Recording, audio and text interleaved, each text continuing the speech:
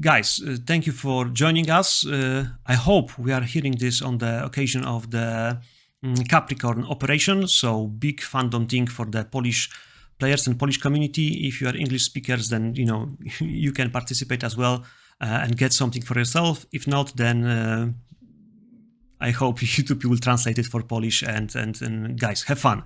With me is Caleb Stokes and Caleb. Sorry, this is like Polish mixing the name. We have it pronounced this way. Is author of something big and is part of the Arc Dream Publishing. Welcome. It's nice to have you. Thank you for having me. I'm glad to be here and psyched to see Operation Capricorn work out. I hope it will just big start, because it should be in the September and just I think within 2 months after there should be printed Polish version of Delta Green. So we are crossing fingers for Blackmon Games, Polish publisher, and because of that, and I think this is the best moment to introduce our viewers and listeners more to Delta Green, because I know that we have people in Poland who are already familiar, so they don't need introductions. But for those who doesn't know you as an author and as a let's say RPG person, I have few starting questions, and let's start with that. I was thinking, I'm thinking on my notes. Few words. Do you play? Are you DMing? I do have a bit of the forever DM syndrome, just as a result of being a content creator for a Patreon for my own company, Hebanon Games, and my own games that I design that I need to play test, and Delta Green full time as a writer and developer for them. So I am running a lot of games. I don't get to play as much as I used to, but I started playing, I think, like 14 years ago now or something. I think I was like 27 at the time. I came to the hobby late. It's like usually people are joining like during college, I think. Yeah. I was actually my first year teaching after I'd gotten a master's degree. I was teaching public school full time, like 60-hour weeks for a year. And then the second year I woke up and I had no friends. And I didn't know anybody to talk to. But I got along with a guy who invited me along to a D&D game, and that was on the Role Playing Public Radio podcast. And that's how I first got introduced to RPGs at all as a concept. Yeah. That links with two questions. Yeah. One was like, what was the system? Yeah. Like Dungeons and Dragons. That was actually no. I was going to play Dungeons and Dragons with them, and we did play a small campaign, but my first system was Call of Cthulhu. A friend was getting ready to go to Gen Con and DM for the first time, and he was running The Haunting, like so straight out of the original Call of Cthulhu book, the original starting adventure. Yeah, this is good start. I mean, easier one definitely than Dungeons and Dragons if you are just beginner. So we know that this is part one, and second, you mentioned that was on the public RPG radio. RPPR, Role Playing Public Radio. It's like I think it's the oldest actual play podcast still around. Like something like Fear the Boot may have it beat, but Ross started that in like 2007. So imagine like the protozoan slime for the evolution of what Critical Role or something like that would become. But it is the grandfather actual play podcast. Yeah, Ross has been doing this forever. Yeah, I know this radio from let's say my research, because I was like looking. Okay, so you did some stuff, and this stuff is big. It's called Godstiff. I don't know how much we can spoil things. I will try to not do it too much. So, but as I understood, you did, like your invention on it. You played it on this radio podcast, right? And then it was bring up as something that would be published.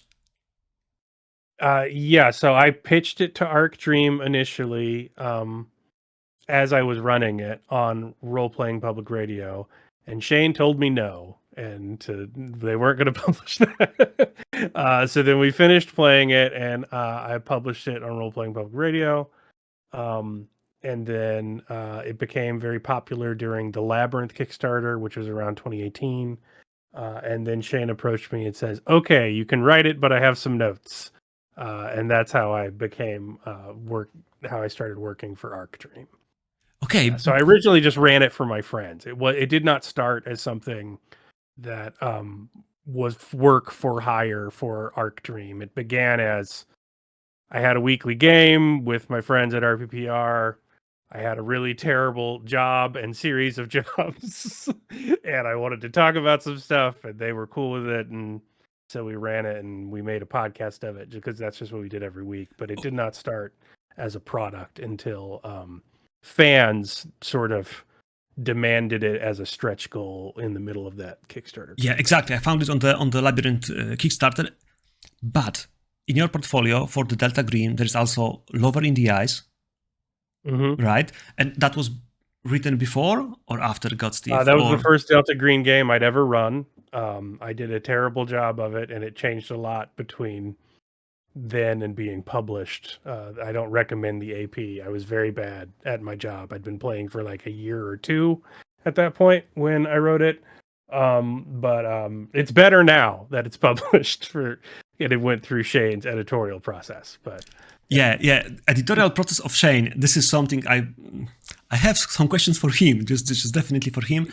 I don't want ask you some shady things, yeah, to undermine him, but definitely those two titles are they are different, I think, in the quality. I mean, just like big picture and questions for especially God's Thief. This is like I mean, after Impossible Landscapes, this is the biggest thing, I think, what Arc Dream published, yeah, as a campaign, because other things are just like scenarios, multi-scenarios that, you can link somehow, but even the Iconoclast is like, it's not this caliber for me, I think, yeah, that's my personal feeling. So starting from something as big is like nice one. For the warm-up, for the other questions, I have also, a question about the Delta Green themes, yeah, because we know that Lovecraftian stories can be like big like Cthulhu and can be like just shady like color from the outer space. If we can just make this line when on the one scale is just Godzilla, yeah, big kaiju, trampling the streets, and something completely different like 13 Hours in Benghazi, yeah, so Black Hawk Down and Caligati stuff. Where's your like sweet spot for the Delta Green teams? Yeah, I don't know. I think what's really interesting about the to call it a team, we do cooperate and get along. I don't want to say we don't, but like to also say that we've ever had like a meeting or an email chain that went longer than like one exchange where I'm just like, "Okay, got to get back to work." We just hole up into our various holes around the world, and we have a very clear idea on what the tone of the game is in terms of bleakness and its apocalyptic horror and cosmic horror tone. And once you just have that as like the lodestar that everyone's working on independently without a whole lot of collaboration, everyone kind of gets to it through a different path. So you have Glancy, who can do like milsim, very focused, very historically aware horror. Like Iconoclast infuriated me because I helped edit it. Because in helping edit it, I knew it was going to happen and no one could run it for me, and I was just pissed off the whole time. I'm like, man, I would have loved to have playing this, and it's so damn good. And it's all this spycraft, like forest wilderness of mirror stuff that I just absolutely love as a player. And he just does that in a way that no one else can do it. But then you have like Dennis writing Impossible Landscapes, which gets to the same, we are all doomed, this is a fight against the dark, we are bound to lose, but by a completely different, horrific, like artistic poet's route, that like makes the idea of sitting in a sitcom room full of monitors looking through drone footage like laughable in its absurdity. Like but they both got there, and I think that's the most interesting thing about the Arc Dream process is that like as long as you have that lodestone of Delta Green, which is we have already lost, and as long as you're heading there, you can take a lot of really interesting and differently horrific routes to get to that same place. Yeah. Nice. So if you are already there, you mentioned, a few of your colleagues. Do you have any, like, I don't know, as a DM or just as a, author or reader, any favorite scenario from Delta Green that was published? The Like, you one can say I remember, that I love this one, and it's like, my favorite one. yeah, the one I remember most is like I'd started running the game a little bit, and then my friend Ross gave me some Dennis Detweiler scenarios, and the one I remember most is Artifact Zero, and it's from the Future Perfect campaign, which is about dealing with a lot of stuff, but it's primarily time travel horror. And in Artifact Zero, I'm spoiling at this point a 30-year-old scenario, so spoiler alert. In Artifact Zero, there is an artifact that if you touch has T radiation, and you're just going to go back to like the Precambrian area and die in like a barren desert that will become a sea, and like you do not know what's going to happen, and at no point is there a role for it. Just if you touch this thing, dead.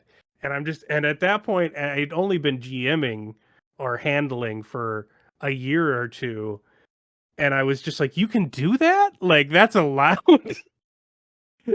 And then part of me was just like, well, why would you want to? It seems so mean spirited and like ruin it. And then I read through the whole scenario, I'm like, actually no, I kind of love it, and like that's a story that other games aren't telling. So Artifact Zero has a special place in my heart just for how mean spirited it is. Yeah. I mean, when I'm trying to compare Call of Cthulhu to Delta Green, there is one specific phrase on the agent's handbook about sanity, and there is like explanation how it works, and when you have like collapse, and and what can happen, and there is like example from the gameplay, and there is like, okay, you are freezing, and now you are dead. It's like, but and you rolling, like he hit me, he bite him, no, you are dead. It's like, just this is how it is. It's like, yeah, being mean or just just saying, yeah, this is how it is. I think the way to say it now that I have a better game design vocabulary than when I read it is that it's a game that acknowledges the magic of stakes.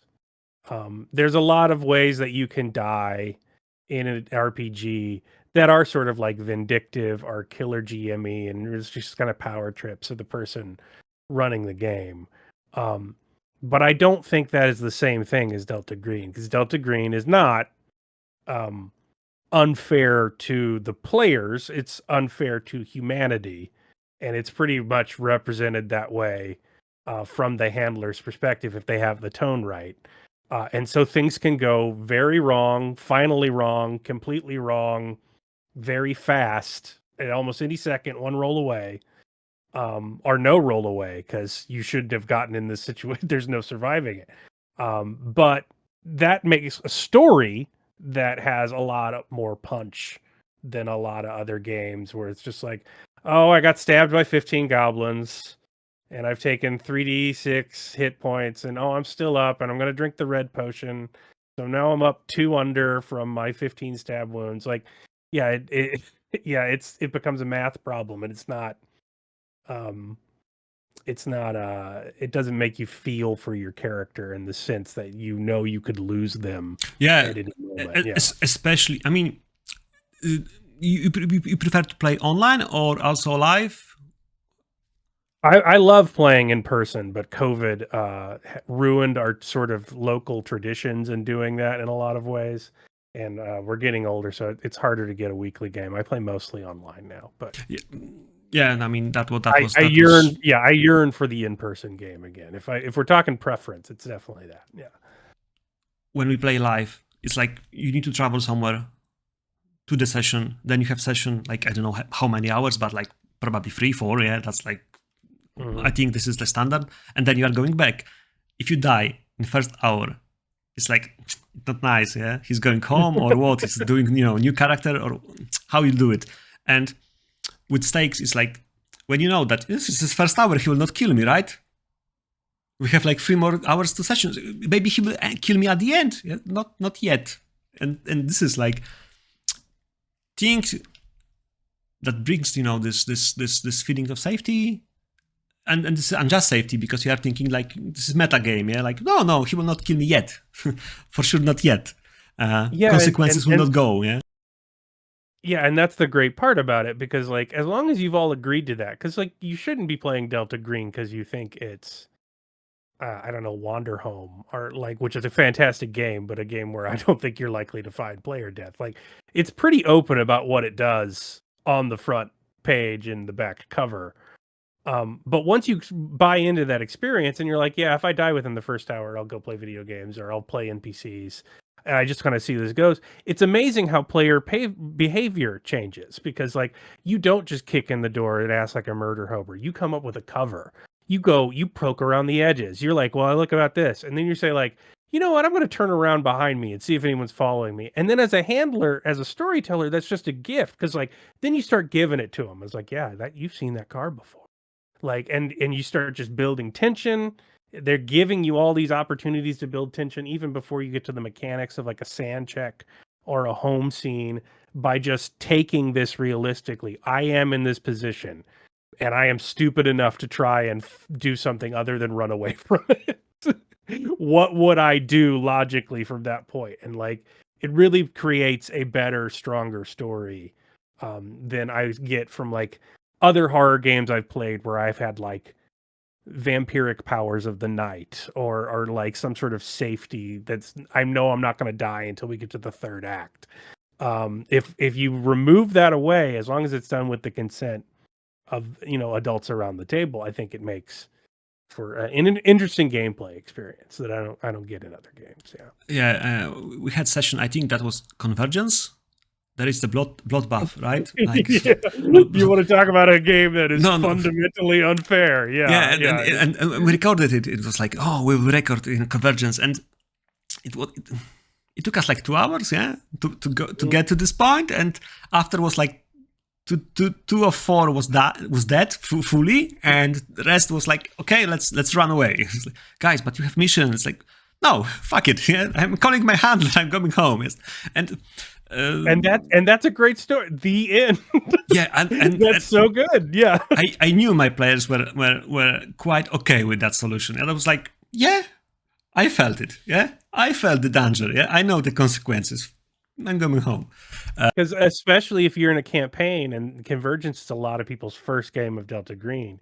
But those 2 survivor characters meet up with the 2 new meat sacks being thrown into the grinder for the next mission when you play next week. And the way those characters change, not to mention just having so much sand gone and being like on edge and like their relationships decaying because they projected too much bonds from seeing their partners die.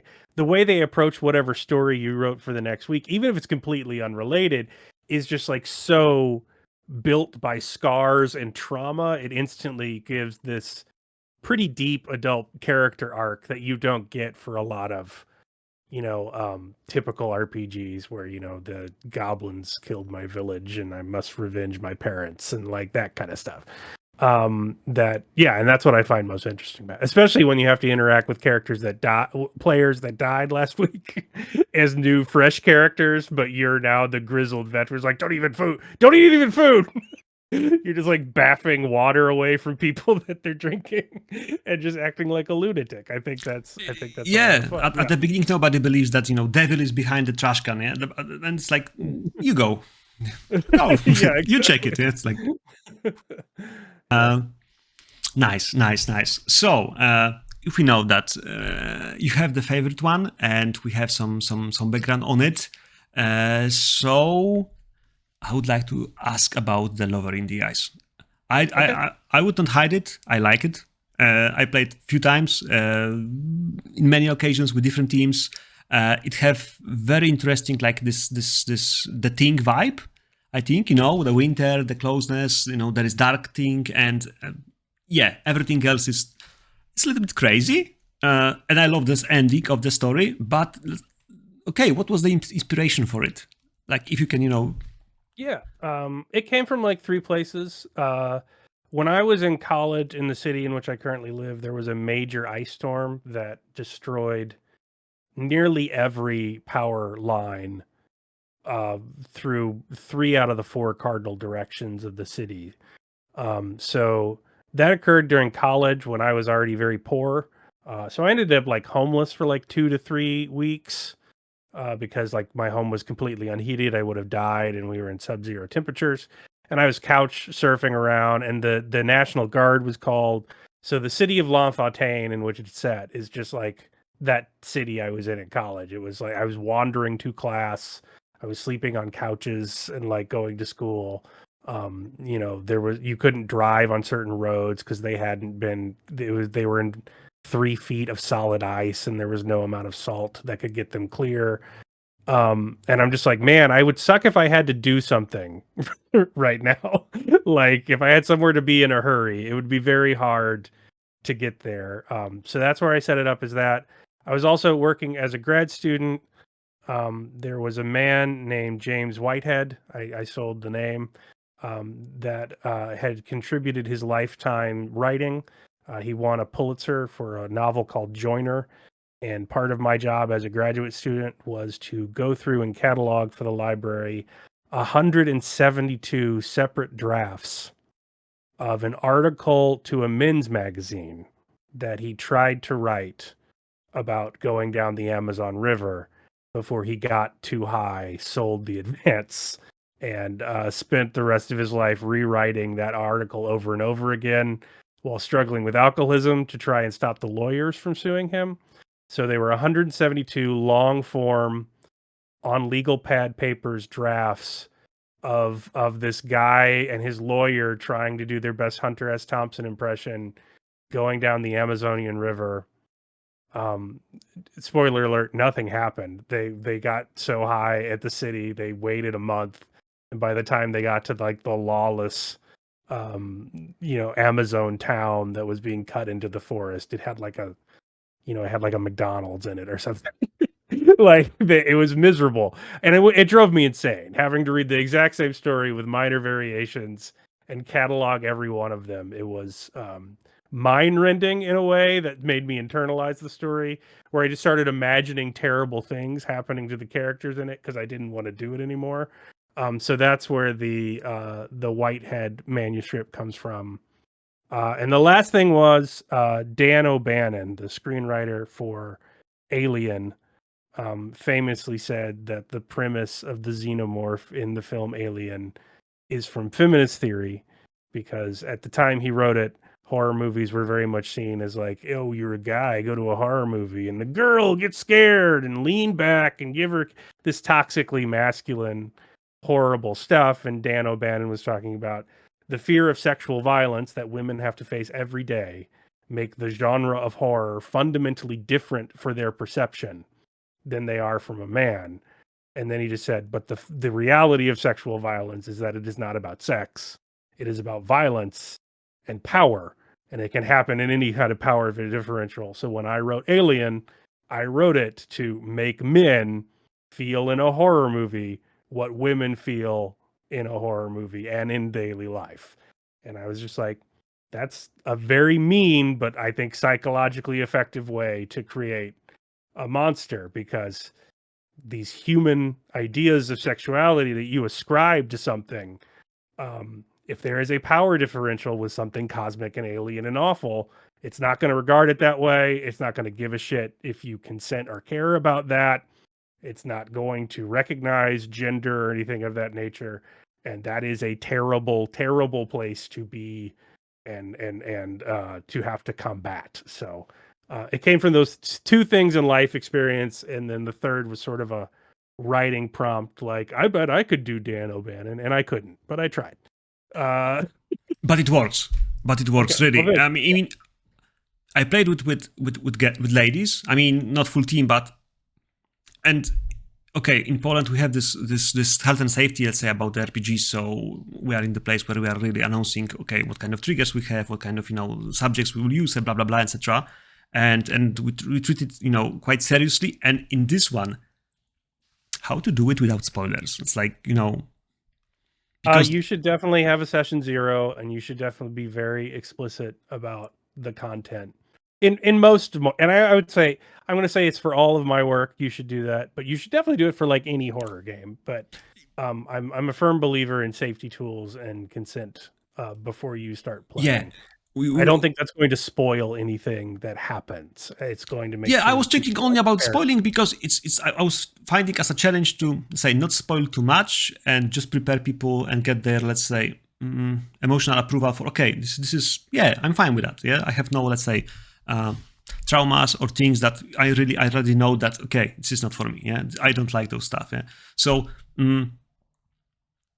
so with the lover, there is this part of the sexual element that is like something new. I think in the when I was playing or reading for the Delta Green, was it easy to push it through the Shane?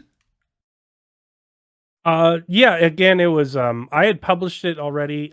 My first book was kickstarted myself, called No Security, and they were system agnostic scenarios, so independent of any role or rules.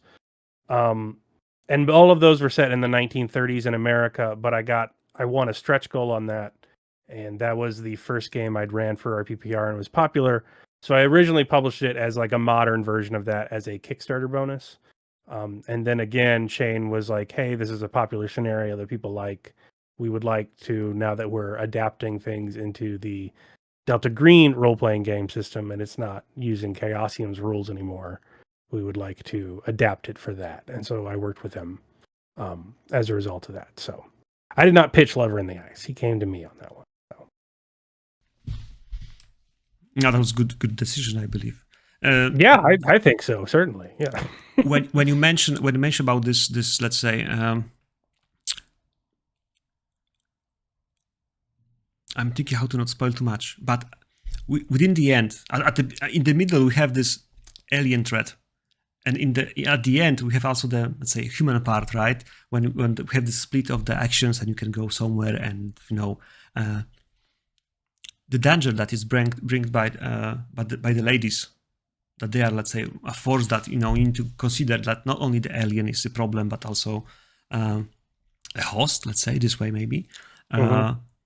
This is something that was super. I mean, mind blowing, because usually my players they don't like to harm women, because chevalier part that we don't harm women, and then when you have like sexual and young people and the violence and responsibilities, what to do, and how serious it is at the end, it works really. Yeah, it's like rolling dice is not a problem. Yeah? Make a decision, which dice to roll. This is something that the scenario brings, yeah, and really works. So that's why I love it. Yeah, definitely it works.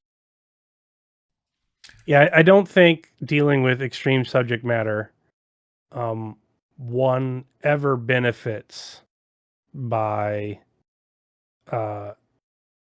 downgrading the consequences of something that could happen in the scenario, because that's where it seems like you're doing something edgy for the sake of shock value and sort of catering it so you can like have your cake and not eat the consequences of it too. So I think you do need to acknowledge that if you're in a cosmic universe and you're fighting monsters that can turn people into monsters or something monstrous, I think you have to acknowledge that that person is going to be a victim. They are not just going to be a monster. They're not just going to be a target for you to gain XP off of. And again, I think those high stakes of like, yeah, it's a bad thing, and you're going to be a bad person for doing it. And are you going to do it anyway? Because that's a choice characters make. Like that is a choice that characters have made in fiction since time immemorial. It's not a choice a lot of like more power fantasy games are going to ask you to make. But I do think by just sort of staring it in its face, you can gain something.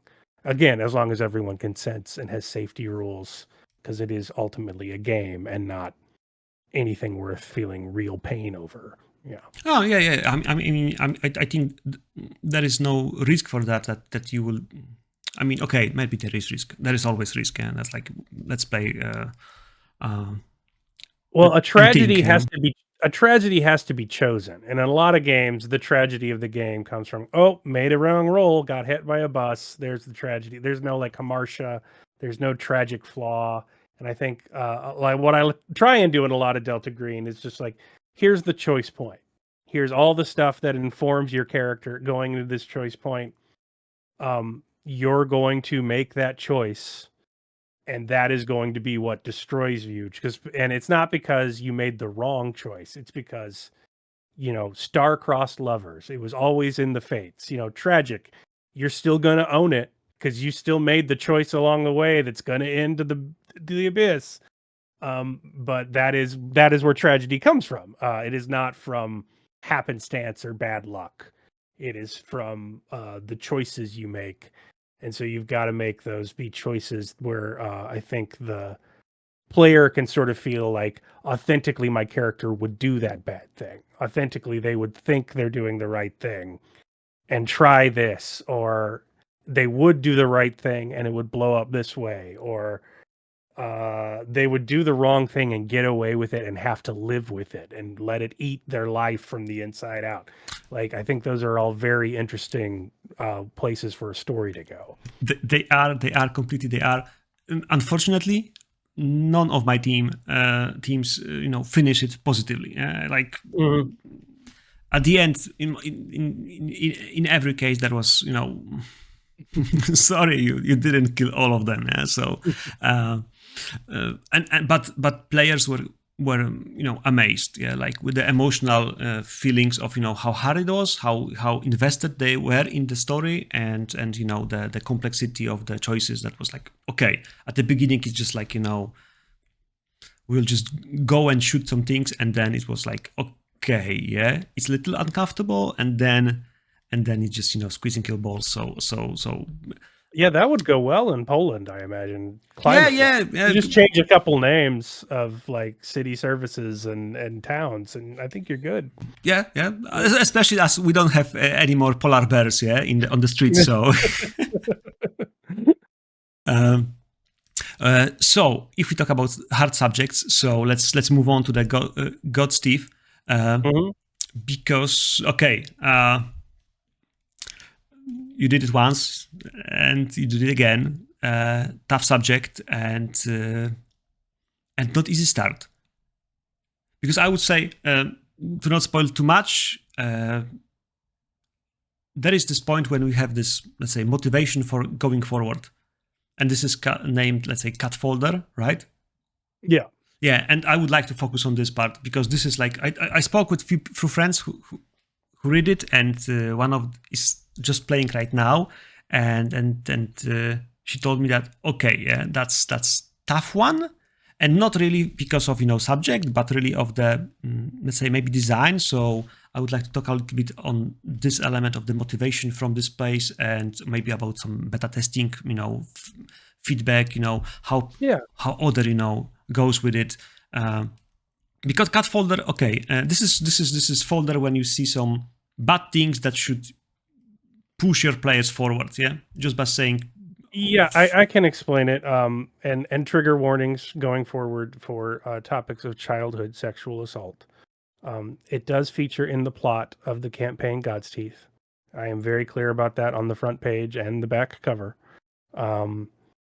It does so because it is trying to comment on the way specifically the United States as a government and a society deals and fails to deal with the realities of that terrible thing. And I had things to say about that as a person who's worked within those spaces. I talked about it through the lens of a cosmic horror because that was what I was playing at the time when I was playing with my friends. And that was the metaphor that helped me sort of understand a place in it. So as a result, those things feature in the campaign. Now, as there are safety tools built into the campaign, the evidence that starts the campaign on this dread thing is not explicit.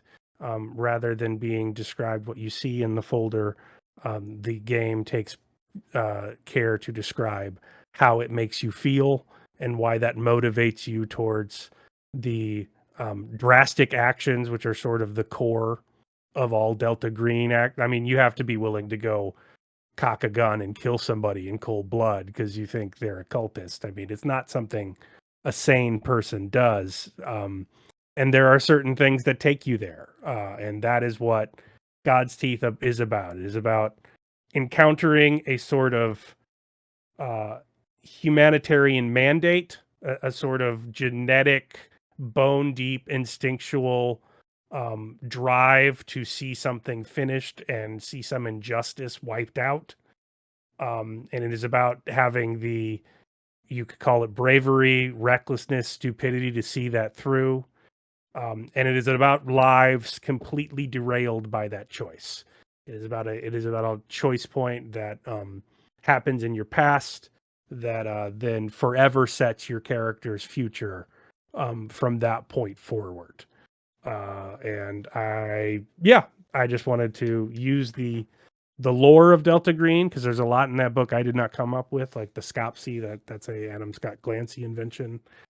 Cornucopia House is an Adam Scott Glancy invention.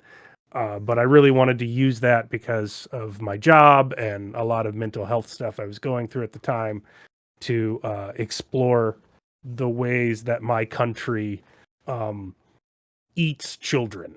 Not all of them, but a staggering number that we refuse to acknowledge, talk about, or do anything regarding. Yeah. Yeah.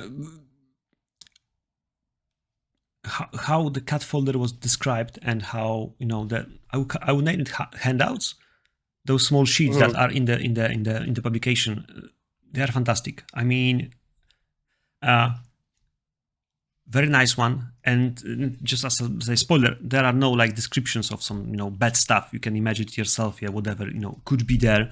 And only I was thinking that this because we get it at the beginning of the campaign really, and to just jump so heavily into the I'm taking the gun and doing some shit that cops don't do. Yeah, so okay, maybe session 0 should probably underline the listen, guys. We go heavy from the beginning. Yeah, let's not play 4 sessions before you just cross the line. Yeah, it's like I don't think anyone should spring a campaign on somebody without a session 0. If you're committing to multiple games, you should probably make sure you get it right at the outset. But the worst place to do that without a session 0 would be God's Teeth. Yeah, it is something that requires buy-in from your players. And the entire first chapter is talking about how do you do that? What do you discuss? What do you let them know about the characters and the content that's coming up? What do you do if you need to adjust it? What do you do if it's just not for them and you need to play something else, which is fine. Yeah, I was very concerned with once we talked about publishing it, my foremost concern was I'll do it, but I have to make sure that people have the tools they need to do it safely. And that became an integral part of the book. But yeah, I'm trying to do in RPGs what you've seen probably done in films a lot of the time when you're trying to talk about an extreme subject matter, but with the voyeurism of film showing that subject matter would seem vulgar or exploitative in a way that would take away from the subject matter. So like you may have seen like 8mm or True Detective. If you have to watch a terrible film, you cut to the actor's face and you let the emotion say what's on the film, which is probably going to be worse in the heads of your players in a lot of ways than anything I could describe. And you try and do a way that tastefully so you can still engage with the topic intellectually through your characters without the sort of awful sensationalistic distraction of the image itself. And that's what those handouts try and do with the cat folder. Like they give this to you because you're not on board, you don't want to do this stupid reckless thing. And in session 0 I'm going to say you need to make a character that could see something on a piece of paper that would change their mind, because that's what this story is about. The story is about the person who is not completely numb to that, who could see something to change their mind and put their life at forefoot to correct something that is wrong. And that's what the cat folder is. Whatever you need to be in there, that's what your character sees. There's a before and an after you open it. And that's how your life is defined. And God's Teeth is all about the after you open it. Yeah. Yeah, perfect. Thank you. Maybe to take us a little bit, let's say, easier way or to calmer place. Recruiting into the program. Because when you ask, to agents, how they became agents, it's like, two different answers. What's yours? What's your favorite one? How to recruit, to the program? I think there's a lot of ways. I think that's another thing that kind of depends on the style of the Delta Green author. Like when Shane will write a scenario, there's this very careful vetting. Like they send you on fake ops, they send you on goose chases to see how you perform. They do all this excellent spycraft stuff. Like they feed you false intel and see if it leaks somewhere. Things you would actually do before you engage someone in a criminal conspiracy. I quite like what is in the intelligence community called coerced assets, meaning that the shit I have on you, you're gonna do what I say, and once you see that you're fighting, Yeah, that's my favorite one. Thank you. Next question. That can live in the corner of your room, I bet you're gonna get on board, even though I have these pictures. Like you're only gonna have to see the elephant once to realize that you have bigger concerns than me. And that's a thing that happens in intelligence communities all the time. So like, yeah, I like that one because it's fast. But yeah.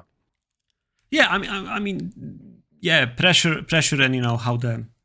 I like it also indicates you do not work for the good guys, because if there's one through line in all my Delta Green writing, it is that you are not no matter what part of the U.S. state you are working in, you are the baddies. And the premise of Delta Green is that you're going to see how silly that is when you meet something worse. And that is silly and pointless and sort of absurd and cosmically existentially depressing. When you're working for whatever, I don't know, Bill Barr is calling the Department of Justice that day. and then you're like, well, this is important for everyone. And then you meet Nair Lothar-Tap. Like, I think that's an interesting juxtaposition. That's you have federal government and different states, and they are have against agencies. Yeah, so yeah, that's something. What I found attracting, marshals versus FBI. How different approach from the communities for those two different type of the teams, or groups. Federals are completely off everywhere, yeah, sticking the ass, yeah. It's like nobody likes them. It depends. There's so and then there's like histories, like the focus of a number of federal organizations has shifted drastically depending on like funding and political administration. So like if you work for the CDC, you have a very different job in the Obama administration versus the Trump administration, even though technically your organization is doing the same thing. So yeah, there is a book called Control Group. I don't know if that has been translated yet, but that is very useful, especially for players I've had that are outside the U.S. in the UK, Ireland, and Germany, for trying to getting idea of what kind of character I want to play, since your occupation is so important in the game of Delta Green, because that gives you a number of your skills. It's very useful to sort of give you a rundown and a few possible characters in each of like these dizzying numbers of federal organizations. Because yeah, it's wild. You can work for the post office and have arrest powers. You can work for US Centcom and just be like an academic researcher. Like it really just depends on where you're located in the hierarchy of this big octopus. Yeah, and they have jurisdiction, between the states and the smaller region, bigger regions. Like for us, this is completely, let's say, not understandable. Like you have different laws in different states, and some offenses are not offenses somewhere else, and you can have guns here but not here, and you can drive, and everywhere you need to have you have license like from 16, but drinking from 21 everywhere, or yeah. It also depends on the state. Yeah.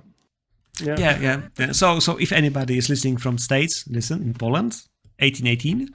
So you mean you can drive and drink in the same time, but just like a little bit later and a little bit earlier. So you know, and we have very good alcohol. So I would say I'm very interested to see with a translation into Polish, like, because the interesting thing about Delta Green is that it has versions, not of Delta Green, but of governments recognizing that there is an existential threat facing them from the unnatural and trying to cope with it. Canada's version is called M Epic in the fiction, and it's very much based in the Royal Canadian Mounted Police.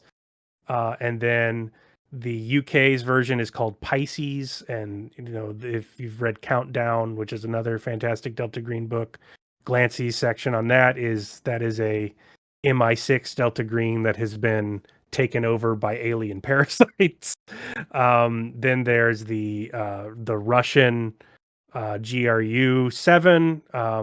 So I'd be very interested to see if Poland has some form of government conspiracy or official government group or paramilitary group that is actively hunting whatever it thinks the unnatural is. And it could be like Delta Green for like 40 years, where it thought it was just the unnatural was just fish guys. Like not maybe in you Poland. found No, one no, thing no, in no. We have yeah, but like maybe you find one thing in Poland and they think that's the bad guys. Like it's all Karyateka all the way down. Once we get rid of these Nazi sorcerers, we'll have it solved.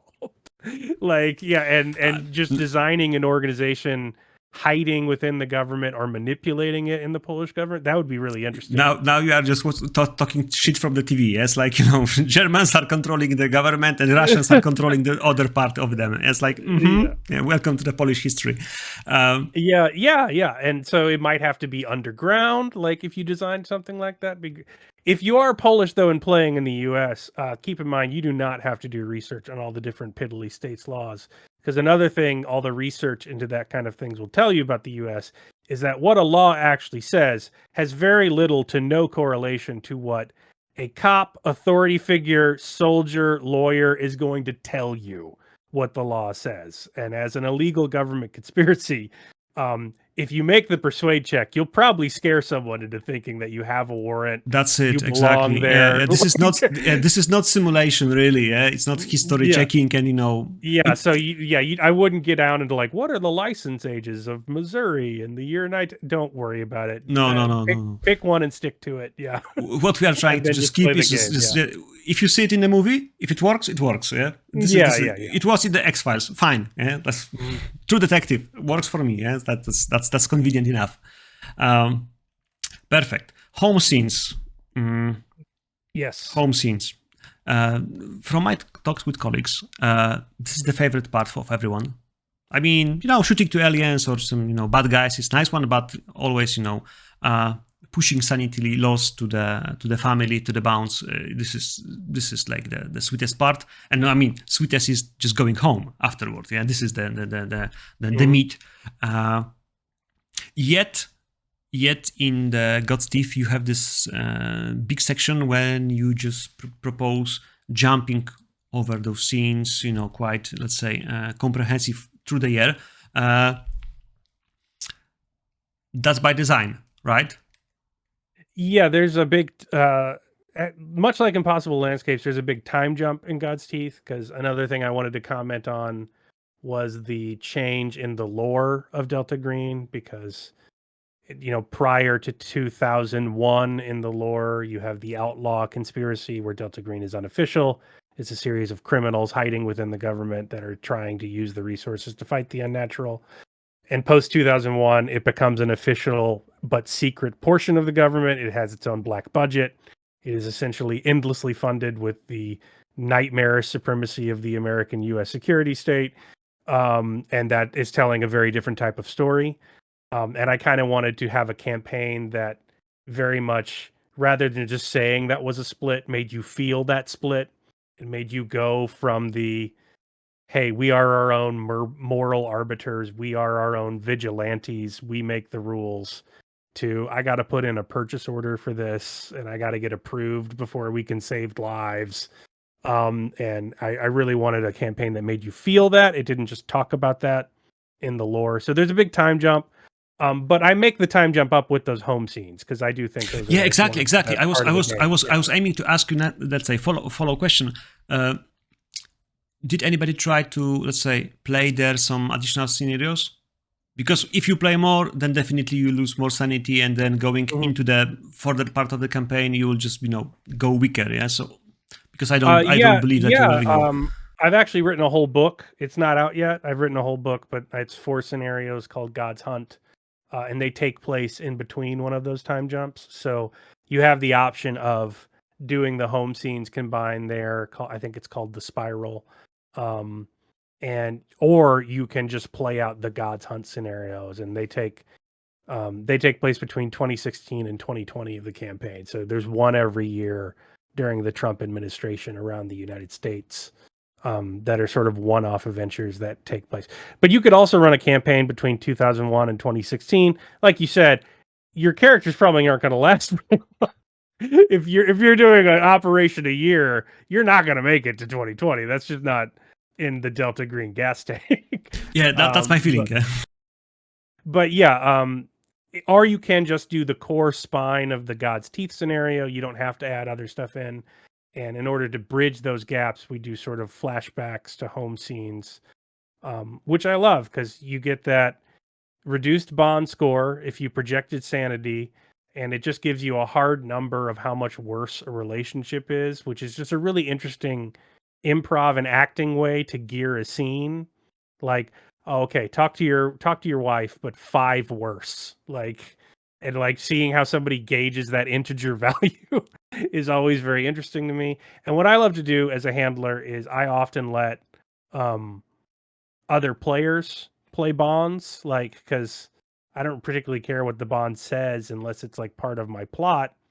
And so like you can have family scenes, dinners, and you can get these like moments of character drama that really, again, drive home the stakes once the guns are out or you're in the car chasing down God knows what in the desert. Or yeah.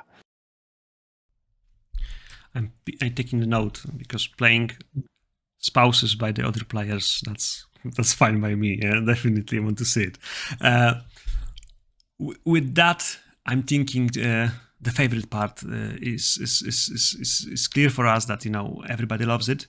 But going further with my questions, I think everywhere, also in Poland, we see how the world is changing, yeah, especially after COVID, and I think people over the internet have the same problems. Yeah, so saying what's woke, what's not woke, and doing discussions, what's left, what's right. Yeah, Trump versus Biden, and so on and so on, and what's echo and not echo, and how to save the world and not. How we are preparing for the Gen Con, because I know that you will be there. Yeah, I am just doing seminars and panels, and then talking to people in interviews like this. I'm not going to run any games. I've run con games before, and they're fun, but that's talking to like 4 to 6 people. And if I do a panel, I could talk to 50 to 100 people. So like, assuming I have hours, a finite number of hours at Gen Con, which I always do, I always try and I ever since working for a company this big like ArcDream and people actually want to hear from me. I try and focus my energy on like panels where I could talk to big groups of people, or podcasts and things of that nature where I can get my voice out more to those 6 people who bought a ticket. So sorry, no games for me at Gen Con. So okay, so folks, this is September. So if you were there and he was not playing, yeah, that's because. Well, I will. I'm not. I'm gonna play, but it's an off books affair. You got to know where the right room is. You got to know. You got to slip a guy 100 to get past the guard. Yeah. I will play after hours because I got to play test stuff, but nothing advertised on the cap. Okay. So this is part of the advertisement. If if this is in September, this is not a big one. But with that, is there any, let's say, discussion in the Arc Dream Publishing about, okay, what topics not to touch? Or, let's not go into ecology because let's not touch this. Yeah, this is smelly stuff. I don't think so. We don't really have a lot of. I mean, we don't talk about dates. We don't say it's going to be out this date because it'll be out when it's ready. That is the one company talking point. But like politically wise, Arc Dream has politics for certain. I think if you read God's Teeth, the fact that it got published at all, you're going to get a clear idea that it leans a certain way, and you're right. That said, I would not say that all of the writers for Delta Green agree on politics at all. Like, I certainly have my own beliefs, and they differ in many ways from Shane and Dennis and Glancy and anybody else who's ever written for it. And I'll be honest about those because I'll be the only one there to answer that question. But it shouldn't be seen as representative of Arc Dream as a whole. But I will say, I mean, it leans left enough to acknowledge a number of truths about American history. I don't know what the term woke means over there in Poland, but to me, it has just been rendered unto meaninglessness by abuse on the right in my country. It is woke to acknowledge the Civil War happened. It is woke to acknowledge that the Holocaust happened. It is woke to wear pink. It is woke to wear blue. It is woke, like it's just cat in the hat stuff, and I'm just like, okay, all right, whatever. But we see it as well. Yeah, we see it as well. I have my own beliefs. They have their own beliefs. I don't think they should be considered representative of Arc Dream as the whole, but we are very honest about the history of like the CIA and the way many government organizations operate. And, we see what's going on in Israel and Palestine. It's like U.S. colonialism. The history of Delta Green is interwound with it, and I don't think you can stare at that with the sort of very like almost academic rigor that is approached by people like Shane and people like Adam Scott Glancy when they do research for like the timeline in the Handler's Guide. I don't think you can read that much history and come out, waving the stars and bars and saying best country in the whole world. Like I don't think you can do those two things at the same time. And they moved to Canada, half of them, so that tells you something. But as I know, the Canada Prime Minister is also like not very popular right now. They got problems with him too. Justin Trudeau is not the favorite one, I believe. But this is the way how you have presidents, or prime ministers. Sometimes they are just like, everybody thinks, why do we have them? Okie dokie. So, any spoilers? What are you working on right now? If we talk about topics and what's woke, not woke. I don't know about wokeness, but I do know I am currently working on scenarios for The Labyrinth. So The Labyrinth is a book by John Scott Tynes. I don't know if you're familiar with that, but it's got a very interesting sort of free-form, non-linear structure, whereas every chapter is organized into acts, and you can sort of encounter different groups that are both allies and enemies in various stages of their life cycle. Like you can have Act 1 of one group, and then the next adventure could be Act 3 of this cult you've been hunting for months or years. And then the Act 1 of a completely separate chapter interrupts that adventure. So it was a great book, and there are a lot of stretch goals promised for it. John Scott Tynes has written one that'll be coming out soon called The Good Life. And I am in charge of writing the additional 6 scenarios, and I'm currently in the midst of researching and drafting those out. So I've had one up currently on my Patreon called Rejection. So that's what I'm working on currently. But Arc Dream itself has a ton of stuff coming up. I heard. There were some promises about some scenarios still in the beginning of the 2024. So I think even today there was some announcement about one of the scenarios that went to the patrons.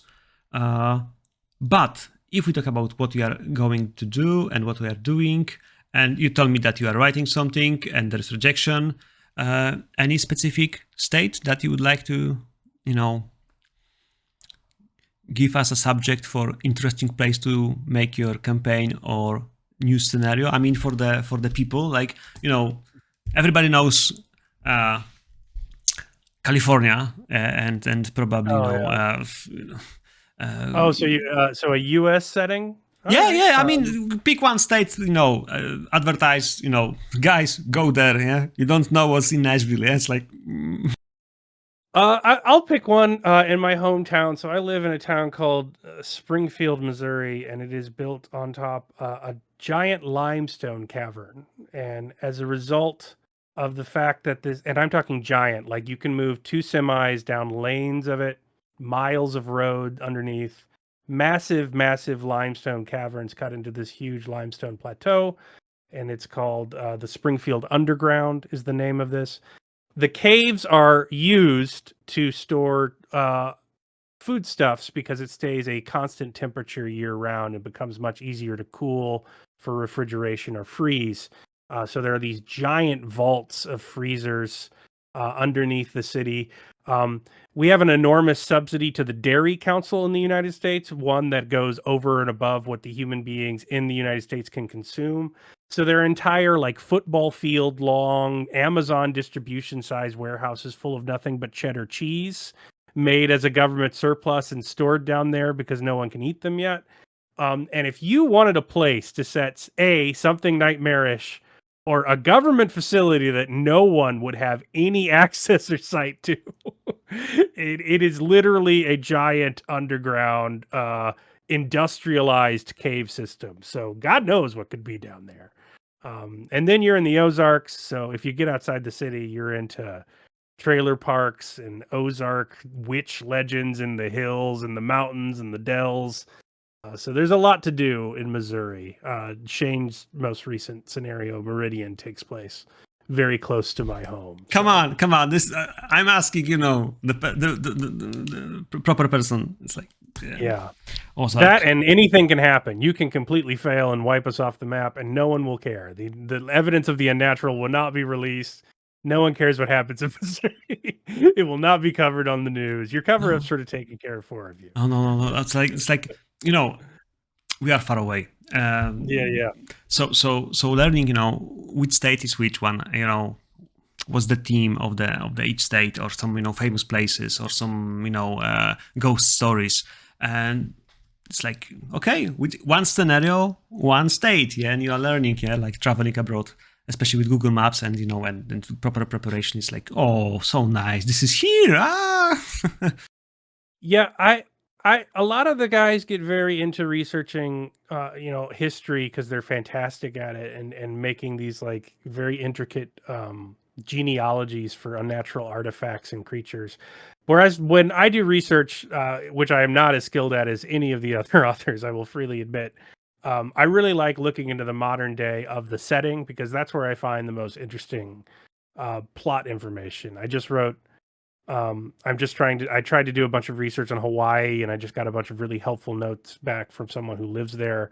And it's just such an interesting place to set a scenario because, like, Oahu, you can get across it in 3 hours, but it is its own functioning state. It is the capital of Hawaii.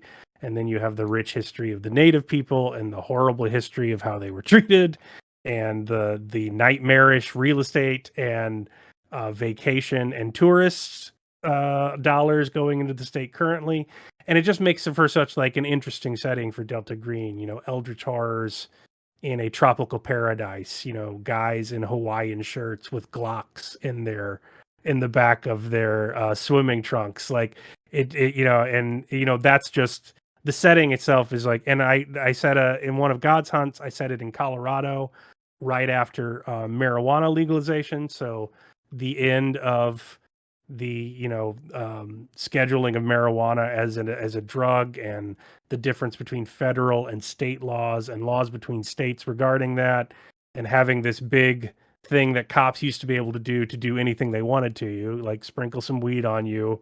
Goodbye. It didn't matter what you actually did, which was probably a tool for Delta Green, and many times throughout its decades of history have that disappear and actually invert on you. And like if you go inside, they have lawyers called and the news are there and trying to operate your illegal government conspiracy under those conditions. That became the scenario. So yeah, you don't have to do the research into states and individual locale stuff. And I think you should definitely be adapting and making a Delta Green for Poland. But if you want to do something in the US, sometimes you can find like a lot of really interesting nuggets when you get into just the local laws and areas of some know nothing, like whatever county has the lowest population in Montana or wherever you want to set your cult. You can go on a Wikipedia. Tennessee. Right now it's Tennessee.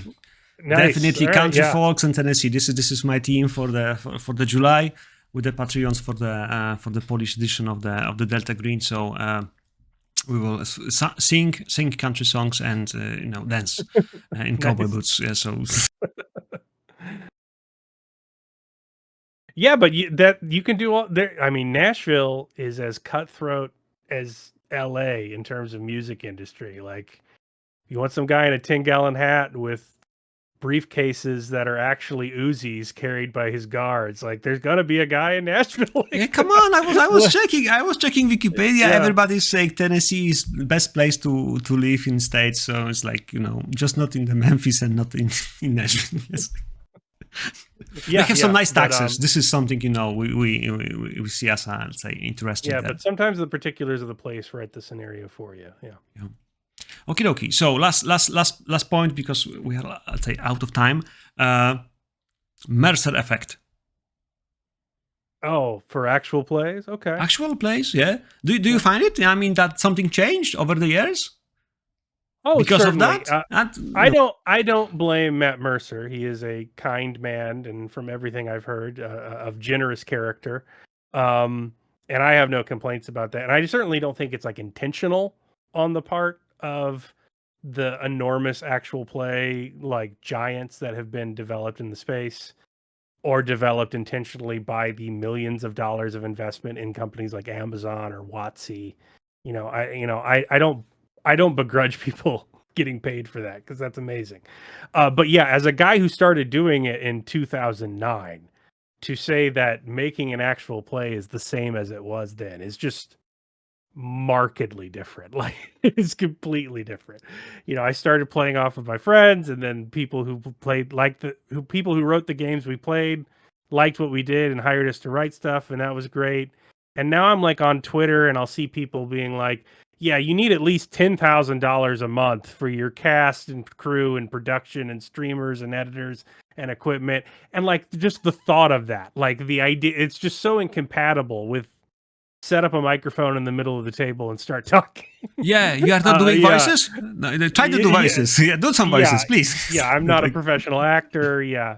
And I don't doubt that their level of the level that you get of even a number of Delta Green content producers compared to me who write for it. The level of production value, live actual plays, LARP actual plays, VTT interactive streams on Twitch where you have the map moving the characters around as they're doing stuff. It's amazing. It's not something I can do. And I will be honest, if that was the participatory line when I started this is not a profession I would have, which is the only thing that makes me scared about what would be generally referred to as the Mercer effect.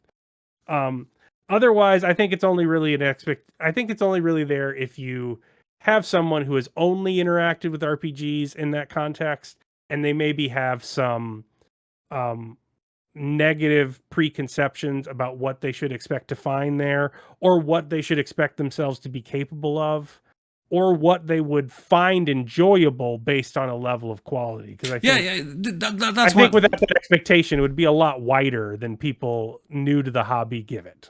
Exactly. Because before let's say popularity of Critical Role, we were playing, say, home style, yeah. Nobody cared, nobody recorded it, so nobody was like, my session was longer than yours or whatever. Yeah, it's like we don't compare things. And right now it's like a little bit of no, it's not like this one, yeah, or you are not doing things like this and this popular person. I Okay, would also dokie. say part of that's a literature thing. As a former English teacher, it's a literary thing. I don't know about worldwide, but literacy rates in the U.S. are not great generally, and I'm not blaming people for that. Many of children don't have time to read anything; they're working 14 jobs.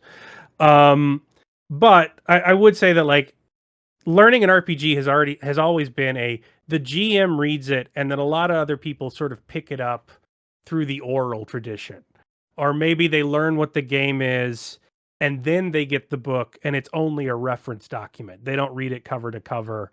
They don't learn it based off the text like an old-timey GM would have to in the prior days. I think with the decline in general reading, you have less people learning the game from the book first, and many of them are learning them from an AP first and then going to the book as a reference document, which I think is fine. But I also think with younger kids, as is always the case, they haven't read Fritz Lieber. If you're doing a fantasy game, they haven't read Tolkien. They haven't read. So a lot of the genre emulation that they're going for is based off the genre established in the AP that brought them to the book, not necessarily the text that inspired the game in the first place. And I think that's something else that occurs. And I don't think it's a bad thing or a good thing. It's just a thing that's happening to the market of an RPG. Yeah. Yeah, and so that would be the only other thing I see as a Mercer effect is that you have a lot of very particular, a lot of times very artificial because they're in a studio, table environments and atmospheres around the sociality of a table that are not the only way a game can go. And I think I think it takes playing a lot to realize that. And a lot of people are coming into the hobby new because of these fantastic, really popular actual play spaces. And I think that is like a general effect that everyone is sort of relearning those things. It's like somebody designs a brand new RPG system and then you realize Greg Stratford did it in the 70s and it just didn't take off. Like we constantly have to reinvent the wheel. And I think the Mercer effect is just how the RPG industry is currently doing it. Yeah. Which isn't a good thing or a bad thing. It's just a thing. Yeah, it's thing. We have new times and with some new challenges and new ideas. Yeah, so yeah, we will see where it goes. Caleb, thank you very much. We have 1 hour, and I don't want to steal your time, especially when in Poland we have after midnight. So it was a pleasure. Thank you so much for having me on. Crossing the fingers for anything that you are writing on.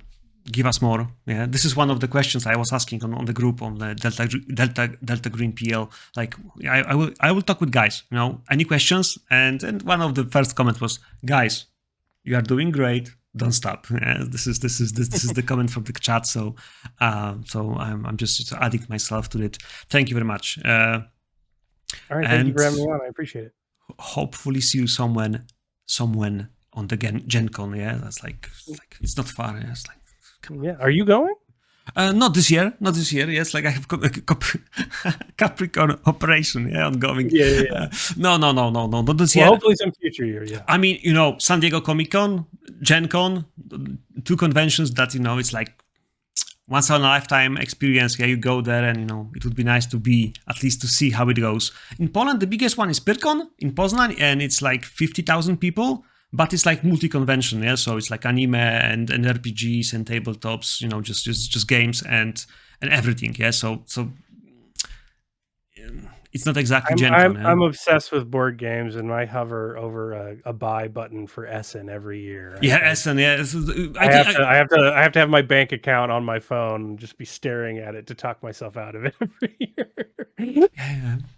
Yeah, Essen is closer, and definitely I see more pictures on the websites and on the Facebook, for example, that people are there and they are selling something. Especially the market of the board games is just bigger, and and it's like more money in it. So yeah, that's the reason I wouldn't be working for anybody if I went to Essen. I'd just be buying things I couldn't afford to fly back to my house.